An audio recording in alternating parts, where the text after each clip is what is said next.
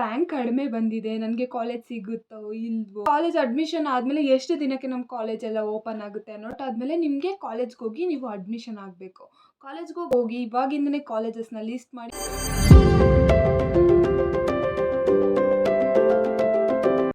Welcome back to my YouTube channel. ನಿಮ್ಗೆಲ್ಲರಿಗೂ ನಂದು rank ಜಾಸ್ತಿ ಬಂದಿದೆ, ನನಗೆ ಕಾಲೇಜ್ ಸಿಗುತ್ತೋ ಇಲ್ವೋ ಆ್ಯಂಡ್ ಅಡ್ಮಿಷನ್ ಆಗಬೇಕು. ಇವಾಗ ರಿಸಲ್ಟ್ಸ್ ಬಂದಿದೆ, ಅಡ್ಮಿಷನ್ ಆಗಬೇಕು. ಅವಾಗ ಡಾಕ್ಯುಮೆಂಟ್ಸ್ ಏನೇನು ಬೇಕು ಆ್ಯಂಡ್ ಅಲ್ಲೇ ಕಾಲೇಜವರು ಯಾವ್ಯಾವ ಥರ ರಿಕ್ವೈರ್ಮೆಂಟ್ ಕೇಳ್ತಾರೆ.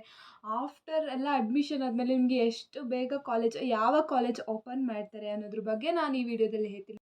ಯಾರೆಲ್ಲ ನನ್ನ ಚಾನಲ್ ಇನ್ನು ಸಬ್ಸ್ಕ್ರೈಬ್ ಮಾಡ್ಕೊಂಡಿಲ್ಲ, ಸಬ್ಸ್ಕ್ರೈಬ್ ಮಾಡ್ಕೊಳ್ಳಿ. ಇದೇ ಥರ ಇನ್ಫಾರ್ಮೇಟಿವ್ ವೀಡಿಯೋಸ್ನ ತಿಳಿಸ್ಕೊಡ್ತಾ ಇರ್ತೀನಿ.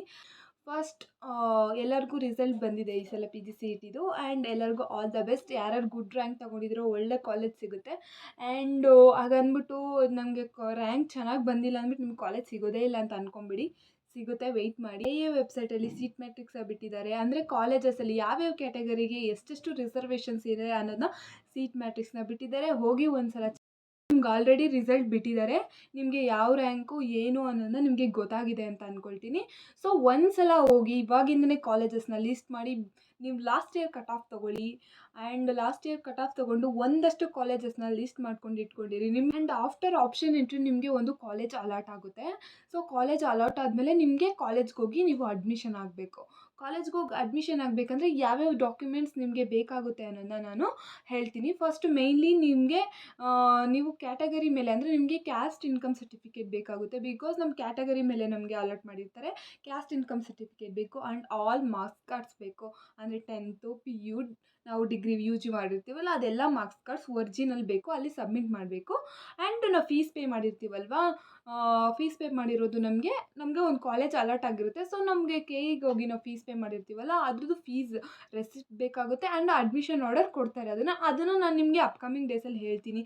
ಅಡ್ಮಿಷನ್ ಆರ್ಡರ್ ಹೆಂಗಿರುತ್ತೆ ಅದ್ರ ಡೇಟ್ಸ್ ಎಲ್ಲ ಬಂದಾಗ ನಾನು ನಿಮ್ಗೆ ಹೇಳ್ತೀನಿ. ಅಡ್ಮಿಷನ್ ಆರ್ಡರ್ ಬಿಟ್ಟ ತಕ್ಷಣ ಅದನ್ನು ಅಡ್ಮಿಷನ್ ಆರ್ಡರ್ನ ಡೌನ್ಲೋಡ್ ಮಾಡಿಕೊಂಡು ಜೆರಾಕ್ಸ್ ಮಾಡಿ ನಿಮ್ಮ ಕಾಲೇಜಸ್ಗೆ ಸಬ್ಮಿಟ್ ಮಾಡಬೇಕು. And some Aadhaar card photos ಎಲ್ಲ ಕೇಳ್ತಾರೆ. ಇಷ್ಟೇ ನಮಗೆ ತೊಗೊಂಡಿರೋದು, ನಿಮಗೂ ಅಷ್ಟೇ ತೊಗೋತಾರೆ, ಅಷ್ಟೇ, ಇನ್ನೇನು ಕೇಳಲ್ಲ. ಇಷ್ಟೇ, marks cards important and admission order and PGCET ನಮಗೆ ಚಲನ್ ಜನ್ರೇಟ್ ಮಾಡಿರ್ತಾರೆ, ಅದನ್ನು ನಾವು ಶೀಲು ಸೈನು ಬ್ಯಾಂಕ್ ಅವ್ರ ಹತ್ರ ಹಾಕಿಸ್ಕೊಂಬಂದು ಇಟ್ಕೊಂಡಿರ್ತೀವಿ. ಫೀಸ್ ಪೇ ಮಾಡಿರೋ ರೆಸಿಪ್ಟು ಅದನ್ನು ಕೊಡಬೇಕು.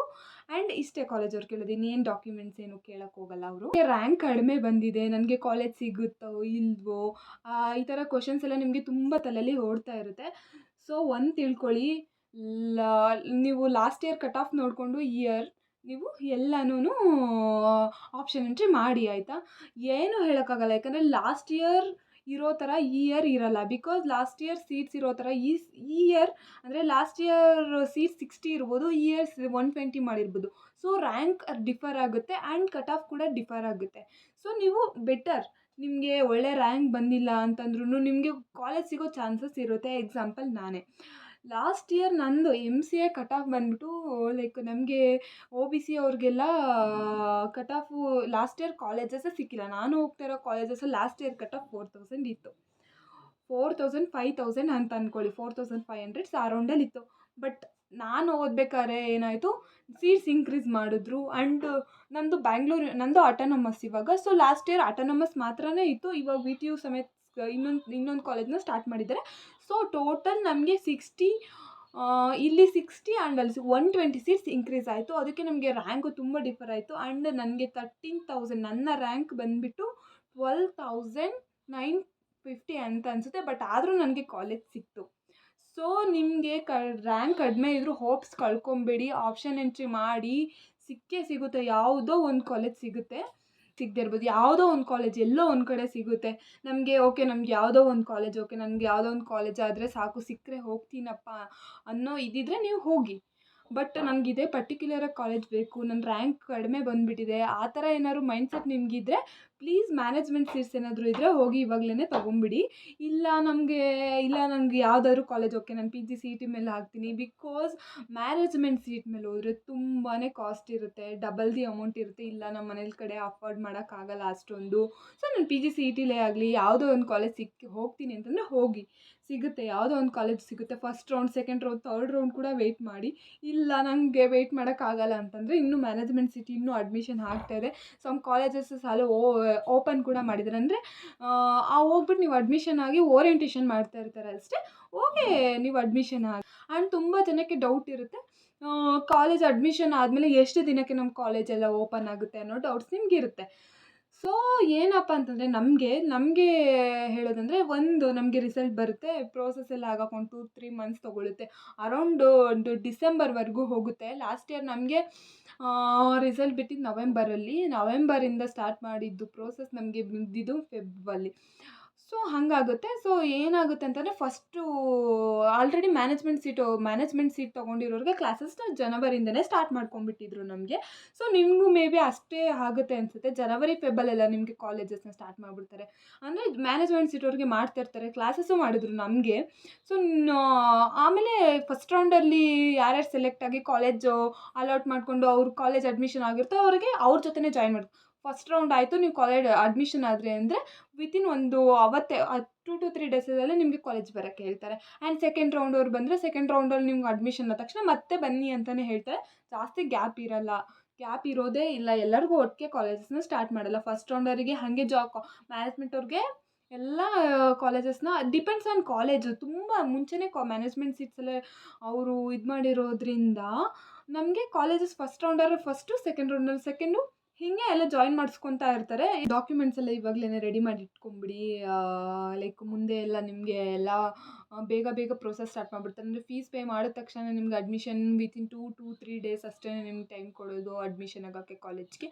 ಆವಾಗೆಲ್ಲ ನಿಮಗೆ ತುಂಬಾ ಪ್ರಾಬ್ಲಮ್ ಆಗುತ್ತೆ. ಅದಕ್ಕೆ ಇವಾಗೆಲ್ಲ ನೀವು ಮಾರ್ಕ್ಸ್ ಕಾರ್ಡ್ಸ್ ರೆಡಿ ಮಾಡ್ಕೊಂಡು, ಮಾರ್ಕ್ಸ್ ಕಾರ್ಡ್ಸ್ ಇರುತ್ತೆ, ಕಾಲೇಜಲ್ಲಿ ಹೋಗ್ಬಿಟ್ಟು ಮಾರ್ಕ್ಸ್ ಕಾರ್ಡ್ಸ್ ಇಟ್ಕೊಂಬನ್ನಿ. ಆ್ಯಂಡ್ ನಿಮ್ಗೇನಾದರೂ ಅಂದರೆ ಪ್ರಾವಿಷ್ನಲ್, ಹೌದು ನಾನು PDC ತೊಗೊಬೇಕು, PDC ಇಂಪಾರ್ಟೆಂಟ್, ಹೋಗಿ PDCಲ ಬರ್ಸ್ಕೊಂಬಂದು ಇಟ್ಕೊಂಡಿರಿ. PDC important. ಡಿಗ್ರಿ ಸರ್ಟಿಫಿಕೇಟ್ಸ್ ಇನ್ನೂ ಯಾವ ಯೂನಿವರ್ಸಿಟಿನೂ ಬಂದಿರಲ್ಲ. ಸೊ PDC ಬೇಕು. ಅಂದರೆ ಪ್ರಾವಿಷನಲ್ ಡಿಗ್ರಿ ಸರ್ಟಿಫಿಕೇಟ್ ಅಂತ, ಅದನ್ನು ಕಾಲೇಜಲ್ಲಿ ಇಟ್ಸ್ ಮಸ್ಟ್, ಇದನ್ನು ಸಬ್ಮಿಟ್ ಮಾಡಲೇಬೇಕು.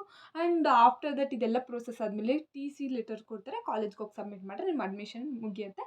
ಆ್ಯಂಡ್ ಇನ್ನೊಂದು ವಿಷಯ ಏನಪ್ಪ ಅಂತಂದರೆ ಫೀಸ್ ನಮಗೆ ಹೇಳಿದ್ನಲ್ವಾ, ಒಂದು 69,000 ಏನೋ ಇತ್ತು. ಈ ಸಲವೂ ಅಷ್ಟೇ ಇರುತ್ತೆ ಅಂತ ಹೇಳೋಕ್ಕಾಗಲ್ಲ, ಜಾಸ್ತಿ ಇರುತ್ತೆ.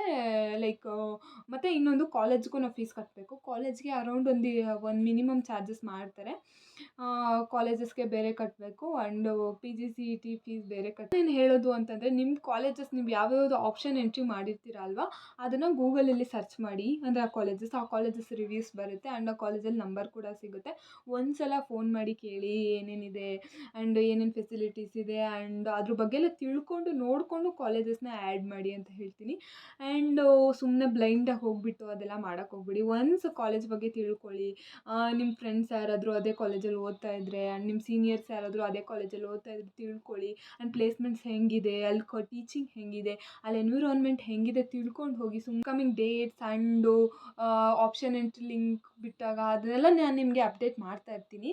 ಓಕೆ, ಈ ವಿಡಿಯೋ ನಿಮಗೆ ಇಷ್ಟ ಆಗಿದ್ರೆ ಲೈಕ್ ಮಾಡಿ, ಶೇರ್ ಮಾಡಿ, ಸಬ್ಸ್ಕ್ರೈಬ್ ಮಾಡ್ಕೊಳ್ಳಿ ನನ್ನ ಚಾನಲ್. ಓಕೆ, ಬಾಯ್.